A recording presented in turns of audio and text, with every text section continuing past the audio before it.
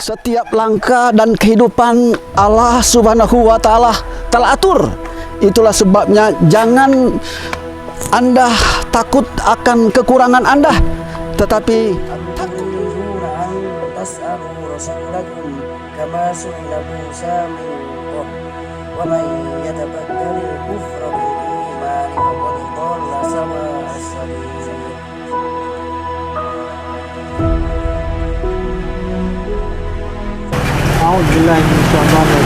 Bismillahirrahmanirrahim.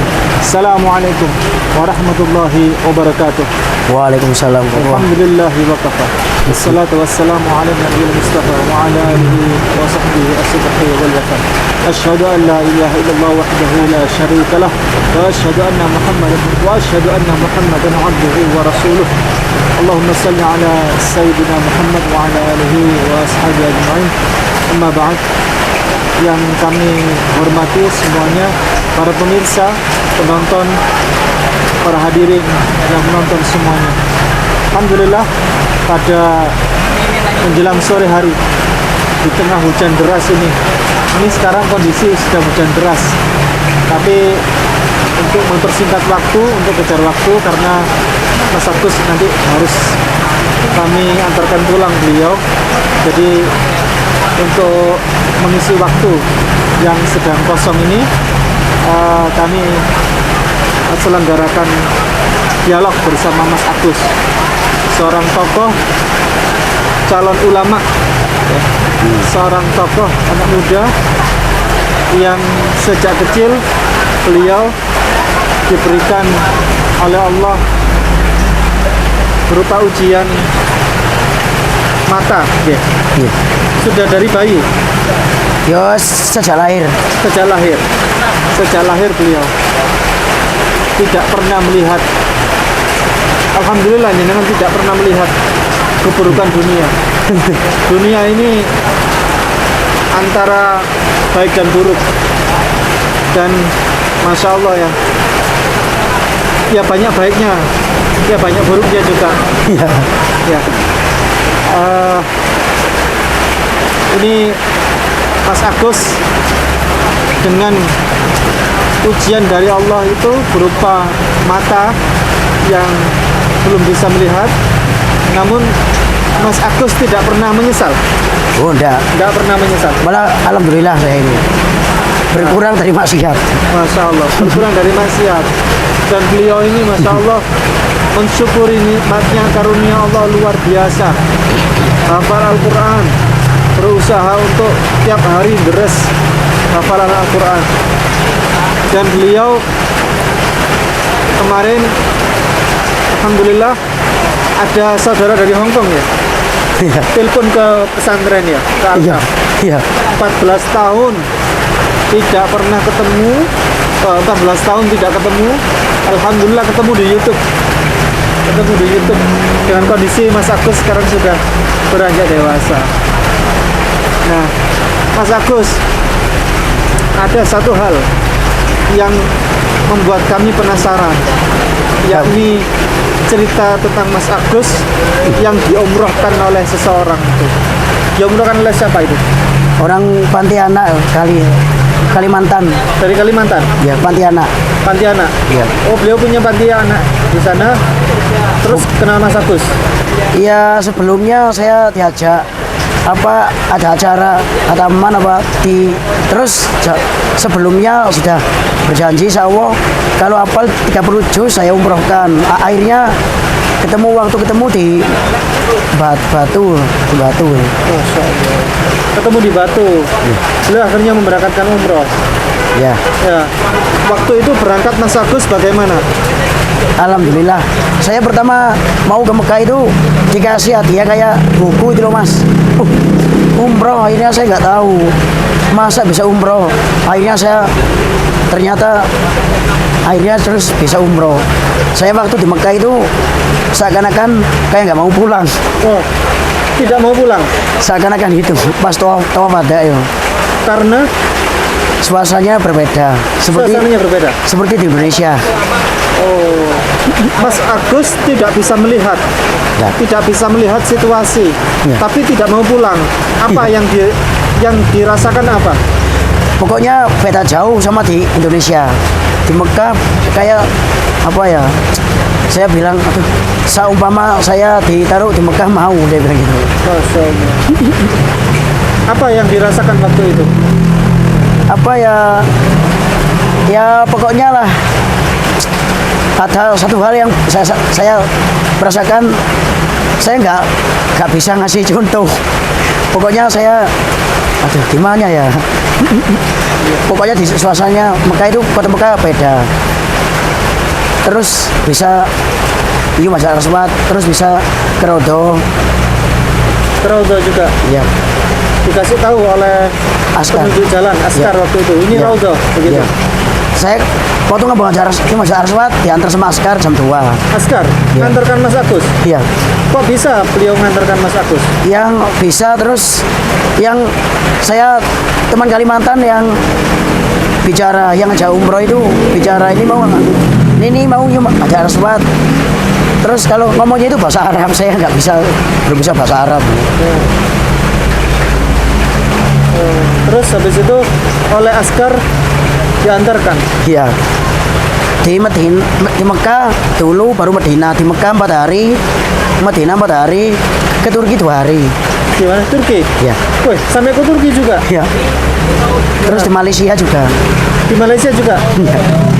Oh, 3 hari? 2. 2 hari?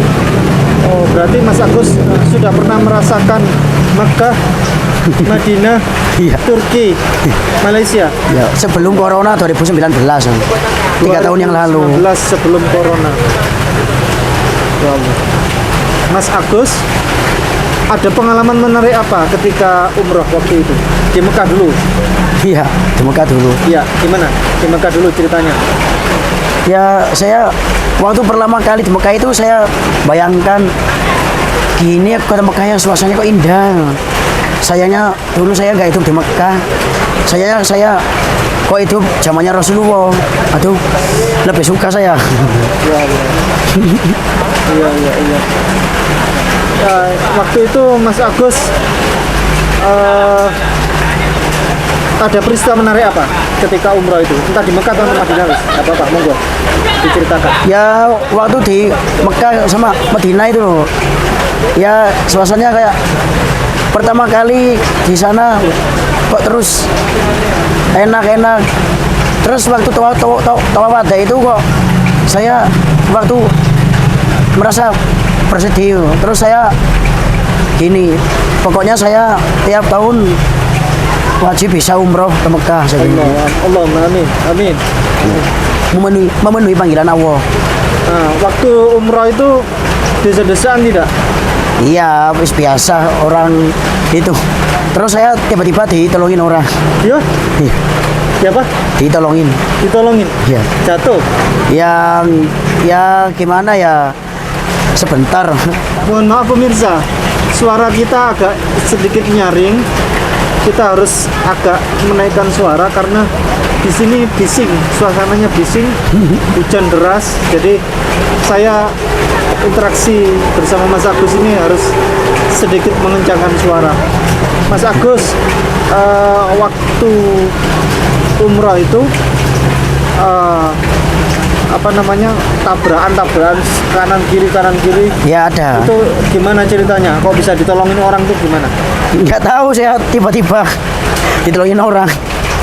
Terus kayak ya tiba-tiba saya dipegang gini, akhirnya alhamdulillah dapat pertolongan, dia bilang gitu. Ya, ya. Tadi cerita apa saja Mas Agus kepada Mas Arin, kepada Pak Riji tadi di mobil tadi? Apa ya, banyak. Gak bisa yang saya sebutkan, lupa saya. Nggak apa-apa. Contoh. Apa ya? Arin. Dulu enggak. Rin. Sayangnya dulu enggak ada rekamannya. Rin, tadi cerita apa saja? Ya, cerita apa saja? Terus? Ya, terus? Ya, enggak cerita menarik apa di umroh, waktu umroh? Oh, Nggak usah dimatikan ya, nggak usah dimatikan. Saya bilang gini mas, tuh, lu tuh, haus terus saya itu dipegang sama orang, saya belum bisa bahasa Arab. Saya kan bicaranya kan bahasa Bentar, Jawa. Mas Agus waktu itu haus, Iya. kemudian batin, saya ini haus kehausan. Iya. Itu waktu di mana itu? Tawaf. Tawaf. Akhirnya tiba-tiba dikasih orang ini, orangnya yang gandeng, saya itu yang megang gini, akhirnya dikasih air zam-zam. Zam-zam. Padahal Saya nggak minum. minta ya, Enggak. cuman batin saja. Ya, air zam-zam, buah, sebagai macam. Habis itu saya duduk-duduk di masjid sambil nyantai-nyantai dikasih jajan orang, makanan, Kasih kue makanan. kurma, dan macam-macam. Nah, ada pengalaman apa di Turki, Malaysia gitu? Apa ya? Kalau yang ada pengalamannya itu di Mekah, di Madinah, sama di Malaysia. Kalau di Malaysia itu suasananya ya kayak sama seperti Indonesia. Yang berbeda itu di Mekah sama Madinah. Mekah sama Madinah, dan Iya. sama seperti Indonesia. Udah. Yang saya sama suka itu, yang paling saya suka itu Mekah sama Madinah. Nggak panas di Mekah sama Madinah kan panas. Panas tapi berbeda sama Indonesia. Tidak keringat toh. Oh, tidak keringat. Walaupun keringat, baunya kan tidak seperti Indonesia. Oh iya. Oke. Oke. Kalau di sini keringetan bau ya. Iya. Mas Agus waktu di Turki ada cerita apa, menarik apa? Katanya jenengan nggak anu waktu itu, apa namanya, nggak bisa makan atau gimana? Ya biasanya bisa, makanya itu cuma roti sama air apa, kuah, kayak kuah apa bening gitu loh. Iya. Terus nasinya itu kayak ketan. Nasinya kayak ketanda, ada nasi di sana. Ya nggak ada. Jadi Mas Agus bingung makan, Iya, tapi dimakan aja. iya. Kalau di Mekah Madinah makanya luar biasa, menarik. Iya, iya, iya. Mas Agus cita-cita ingin jadi apa? Kiai. Jadi kiai? Iya. Allah. Iya. Ini bapak ibu sudah tidak ada ya? Bapak sudah nggak ada. Ibu masih ada? Alhamdulillah Gimana ibu? sehat Gimana? di rumah. Gimana itu rumahnya? Tajinan, Kecamatan Tajinan, Kabupaten Malang, Iya, di Tajinan, Kabupaten Malang. daerah Tumpang. Daerah Tumpang. Punya adik kakak? Adik Adik saja? Berapa orang adik? satu. Satu. Adik sering ketemu sekarang? Ya, Sering ke Alka? ya sering. Tapi ada di Tajinan dia? Iya. Jadi dulu Mas Agus ini di desanya di Pasung. Saya baru tahu, kaget saya ceritanya. Beliau di Pasung, berapa bulan di Pasung Mas Agus? Nggak tahu pokoknya ya, nggak saya hitung. Cuma sedikit 3 minggu apa berapa bulan nggak tahu. Mohon dibantu diceritakan Mas Agus cerita awal kenapa kok di Pasung. Gimana ya, saya akhirnya ya kalau orang kampung ada yang kalau orang Jawa itu bikinnya ya kayak orang kesurupan. Terus akhir saya enggak, saya biasa kan, keluarga saya kalau bilangin sama marah-marah, saya nggak suka, nggak seperti guru saya. Di pondok Ya, Gus Yazid, Iya. maksudnya beda ya. ya, Gus Yazid orangnya sabar, Masya Allah. sama Umi. Sama Umi ya, sabar ya. Memang karakter seorang pendidik, guru itu harus memiliki kesabaran dalam mendidik atau memberikan perhatian kepada anak-anak didik. Begitu. Ya, Gus Yazid, Masya Allah, beliau adalah karakter pendidik yang bagus, bagus sekali. Sabarnya minta ampun, Masya Allah. luar biasa itu Luar biasa ya. beliaunya. Nggak pernah marah ya. Nggak. Kan saya awalnya kan ibu saya kan kerja jadi pembantu, kayak kerjanya jenengan dibawa ke apa, Pondok Alkaf Gus Yazid punya Eli biar sembuh. Saya bilang gini, saya nggak gila kok, saya bilang gitu. Saya itu Mas dulu dibohongin sama orang tua saya. Lalu dapat 40 hari saya jenguk, akhirnya 10 bulan. Oh, awalnya jenuh di Alkaf. Iya, enggak dibohongin. Pokoknya dapat 40 hari saya jenguk. Ternyata 10 bulan baru diterima. Dulu tidak kerasan, sekarang nggak mau pulang sekarang. Oh, dulu nggak kerasan ya? Nggak kerasan karena apa dulu di Alkaf? Ya ingetnya di rumah. Ingat di rumah. Tapi sekarang nggak mau pulang. Enak di rumah dulu ya, Iya. tapi sekarang nggak mau pulang dari Alkaf. Para penonton penasaran, apa penyebab siapa yang memasung Mas Agus? Ya ada tetangga, tapi Tetangga. saya nggak berani menyebutkan kan orangnya sudah almarhum orangnya. Oh, kenapa dipasung? Karena Mas Agus suka marah-marah. Sebenarnya enggak, kalau bilangin enggak seperti Umi sama Abang, enggak seperti orang tua saya sendiri. Kalau bilangin sama marah-marah, saya orangnya kan nggak mau dikerasin. Oh, nggak mau dikerasi. Akhirnya jenengan balas marah. Iya, Akhirnya mereka beranggapan bahwa Mas Agus orang gila. iya. Kemudian sama ibunya Mas Agus diselamatkan, dibawa ke Alkaf. Iya. Dulu yang bawa ke Alkaf itu Pak Lurah saya. Oh, Pak Lurah, kepala desa. Ya sekarang beliau sudah almarhum 2010. Kemudian sama Pak Lurah dibawa ke Alkaf. Iya. Dulu mau dibawa ke Porong dulu sama orang kampung. Porong itu adalah rumah sakit jiwa. Iya. Rumah sakit. Terus Pak Lurahnya nggak setuju. Pak Lurahnya nggak setuju. Iya. Dibawa ke Alkaf. Iya. Pak Lurahnya orang baik berarti ya. Iya. Tahu kondisi. Oh, Mas Agus sebenarnya tidak gila, ya kan? Iya. Tidak gila. Akhirnya dibawa ke Alkaf.